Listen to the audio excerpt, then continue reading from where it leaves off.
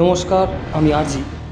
আর বন্ধুরা, এই যে ঘটনাটা আজকে আমি আপনাদেরকে বলবো, সেটা আপাতত আমি এই ঘটনাটার একটা ছোট সংক্ষিপ্ত বিবরণ আপনাদেরকে দিচ্ছি। বলতে পারেন এটা এই ঘটনাটার একটা শর্ট ট্রেলার। ঘটনাটা ঘটেছিল পুরুলিয়াতে এবং বহু বছর আগেকার ঘটনা এটা। যারা স্পিরিচুয়ালিটি নিয়ে রীতিমতো ঘাটাঘাটি করেন তারা জানবেন যে স্পিরিচুয়ালিটির মধ্যে হিন্দু ধর্মে অর্থাৎ সনাতন ধর্মের যেসব সাধক সাধু এদের সম্প্রদায় রয়েছে তাদের বিভিন্ন ভাগ রয়েছে। আদি শঙ্করাচার্য যখন এই দশনামা সম্প্রদায় সৃষ্টি করেন, অর্থাৎ এই দশনামা সম্প্রদায়ের প্রবর্তক হিসেবে আদি শঙ্করাচার্যের নামটাই তো আগে নেওয়া হয়, উনি সৃষ্টি করেছেন। তো এই দশনামা সম্প্রদায়ের যেসব সাধকেরা সাধুরা রয়েছেন তাদের ভাগগুলো প্রচুর রয়েছে। 10 রকমের সম্প্রদায়, যেমন পর্বত, শৈব, শাক্ত, বৈষ্ণব, আরও প্রচুর ধরনের রয়েছে। এবং এই যে শাক্ত সম্প্রদায়ের যেসব সাধুরা রয়েছেন তারা দেখবেন বেশিরভাগ ক্ষেত্রে তন্ত্র সাধনার সাথে যুক্ত থাকে, এবং বৈষ্ণব সাধকরা কিন্তু সেরকম নয়। এই ঘটনাটায় আমি 2 সম্প্রদায়ের সাধকের কথা বলবো, কারণ ঘটনাটা ঘটেছিল দুজনকে নিয়ে। একজন ছিল শাক্ত সম্প্রদায়, আরেকজন ছিল বৈষ্ণব সম্প্রদায়। এবং এই যে শাক্ত সম্প্রদায়ের যেই সাধক ছিলেন উনি অ্যাকচুয়ালি ছিলেন একজন কাপালিক। এবং আপনারা জানবেন কাপালিকরা কত রকমের এইসব তন্ত্র সাধনা প্র্যাকটিস এগুলো করে, যেগুলোকে বলা হয় তন্ত্র মন্ত্র যন্ত্র। অর্থাৎ তন্ত্র হচ্ছে টেকনিক, যন্ত্র হচ্ছে ডায়াগ্রাম, আর মন্ত্র হচ্ছে সাউন্ড।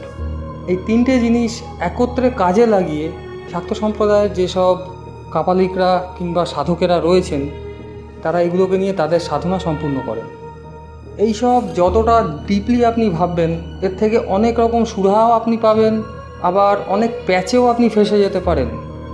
তো যাই হোক, এই শাক্ত সম্প্রদায়ের এই কাপালিক যিনি ছিলেন তিনি ঘটান একটা অদ্ভুত ঘটনা, এবং সেই ঘটনার থেকে এমন কিছু বেরিয়ে আসে যেটা সুরাহা করতে আসেন একজন বৈষ্ণব সম্প্রদায়ের সাধক।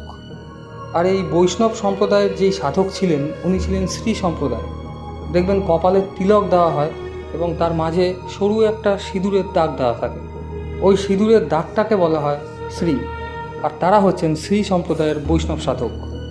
তো এই ব্যাপারটা করতে যখন উনি আসেন, এই যে তিলক দেখে যে চেনা যায় ব্যাপারটা, সেইটাই এই গল্পের একটা মূল বিষয়। কারণ এই কাপালিক এমন একজন ছিলেন এবং তার নজর ছিল এমন একজনের প্রতি যে সে তার রূপ পর্যন্ত পাল্টে দিয়েছিলেন, যাকে বলা হয় ভেগ ধরা। মানে উনি ভেগ ধরে এসেছিলেন সেই কুনজর যার উপর দিয়েছিলেন তাকে পাওয়ার জন্য, তাকে নেওয়ার জন্য। এবং সেক্ষেত্রে এতটাই হিংস্র উনি হয়ে গেছিলেন যে উনি কী সম্প্রদায় থেকে এসছেন তখন উনি নিজেকেই হারিয়ে ফেলেছিলেন। এবং সেটা পরে জানা যায় যখন ওই চিহ্নটাকে, অর্থাৎ ওই তিলক, সেটার প্রকারভেদ সেখানকার কিছু মানুষ বিশ্লেষণ করে, এবং তখন উঠে আসে একটা খুব ভয়ানক ব্যাপার। তো যাই হোক, এই ঘটনাটা অনেক পুরনো একটা আর্টিকেল থেকে আমি কালেকশন করে রেখেছিলাম। আপনারা জানেন আমি এর আগেও আমার অনেক কালেকশান আপনাদের শুনিয়েছি এরকম আর্টিকেলের। তো এই ঘটনার ব্যাপারটা আমার কাছে এতটাই জটিল বলে মনে হয়েছে যে আমি এটা অনেকবার করে পড়ে ব্যাপারটা আমি নিজে আগে বোঝার চেষ্টা করেছি। স্বাভাবিক, আমি যদি নিজে না বুঝি আমি আপনাদেরকে কী করে বোঝাবো। তো ব্যাপারটার মধ্যে কিন্তু ভৌতিক যে ধরনগুলো রয়েছে সেইটা কিন্তু নেই। এই ব্যাপারটার মধ্যে পুরোপুরি সম্পূর্ণভাবে একটা অলৌকিকতার ছাপ রয়েছে। এই সাধনার দ্বারা এই সব মন্ত্রতন্ত্র প্র্যাকটিস করে এই সে ডায়াগ্রামের মাধ্যমে একজন শাক্ত সম্প্রদায় হোক কিংবা শৈব হোক, পর্বত, সরস্বতী, যেই সম্প্রদায়েরই হোক, তারা কিন্তু সত্যিই একটা মহাজাগতিক জ্ঞান অর্জন করতে পারে। এই ব্রহ্মজ্ঞান জানা, যে ব্রাহ্মণ, যার ব্রহ্মজ্ঞান রয়েছে সেই তো ব্রাহ্মণ।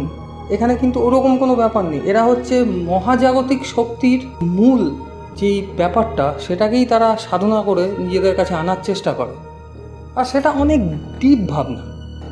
এখানে যাওয়া খুব বিশাল একটা ব্যাপার। আপনারা দেখবেন যেসব স্পিরিচুয়াল লিডার রয়েছেন, স্পিরিচুয়াল প্র্যাকটিস যারা করেন, তারা কিন্তু আগে সব সময় বলে যে সমাধি কী এবং সমাধিতে পৌঁছানো অতটা সহজ নয়। এই যে 7 চক্র আমাদের শরীরে রয়েছে, এই 7টা চক্রকে জাগরণ করার পর সবার উপর সহস্র যখন যাবেন আপনি মাথায় একদম উপরে, সেই সহস্র যখন জাগ্রত হবে, কুণ্ডলিনী যেই চক্রটা রয়েছে সেটা কিন্তু উদ্ভব হবে, অর্থাৎ সেটা খুলে যাবে। আর সেটা খুলে গেলে যে সাধক সেটার জন্য প্র্যাকটিস করছিল সে কিন্তু সমাধিতে প্রবেশ করে ফেলবে।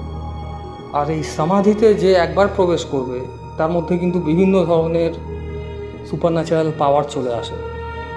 এই জন্যই বলা হয় কাপালিক, তান্ত্রিক এদের পাওয়ার নর্মাল সাধকদের থেকে অনেক আলাদা হয়, কারণ তারা তাদের কুণ্ডলিনী চক্রকে জাগ্রত করতে পারে এবং তার মাধ্যমে তারা অনেক ধরনের অনেক কিছু ক্ষতি, আবার অনেক কিছু ভালো, অনেক কিছু করতে পারে।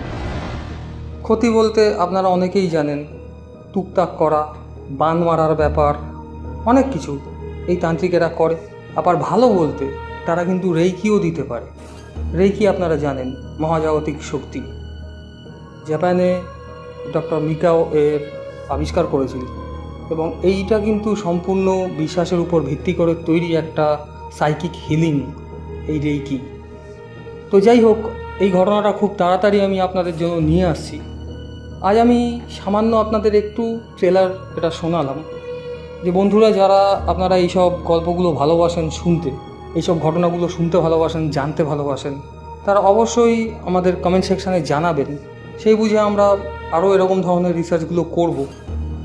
কারণ দেখুন, এই ভৌতিক ব্যাপার যেগুলো, সেগুলো আমরা অনেকেই জানি যে ভূতের গল্প, এটা কিন্তু আমরা বেসিক্যালি শুনি আমাদের এন্টারটেন করার জন্য। এই ভূত ব্যাপারটা আমি এর আগেও বলে এসেছি, ভূত ব্যাপারটা সম্পূর্ণ একটা ননসেন্স ওয়ার্ড যাকে বলা হয়। এই ভূতের সাথে আমরা ইম্যাজিন করে নিই একটা ফিগারকে, যে দেখতে হবে বিভৎস একটা চেহারার, রাত্রিবেলায় আসে, নিশিরাতে। ভূত শব্দ অ্যাকচুয়াল হচ্ছে পাস্ট, যেটা হয়ে গেছে, অতীত।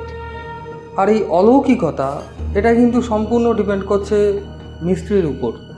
অলৌকিক অনেক ধরনের হয়, ভৌতিক আর অলৌকিক এই দুটোকে একসাথে কোনোভাবেই মেশানো যায় না, এই দুটোর কোনো রিলেশন নেই। এটা আমি এর আগেও বলেছি। আপনারা চাইলে আরও বড় বড় অনেক লেখকদের বই আছে, সেগুলো পড়তে পারেন। অলৌকিক সম্পূর্ণ আলাদা, ভৌতিক সম্পূর্ণ আলাদা। তো যাই হোক বন্ধুরা, খুব তাড়াতাড়ি আমি এই ঘটনাটা নিয়ে আসছি, আপনারা একটু কিছুদিন অপেক্ষা করুন। তার মাঝে হয়তো অনেক ঘটনা আমি আপনাদেরকে আরও শোনাবো। তো যাই হোক, এই ঘটনাটা শোনার জন্য কারা কারা এক্সাইটেড রয়েছেন কমেন্ট সেকশানে অবশ্যই জানাবেন। খুব তাড়াতাড়ি আসছি পরের এপিসোডে। ততক্ষণ ভালো থাকুন, শুনতে থাকুন আমার সঙ্গে RG রেডিও স্টেশন।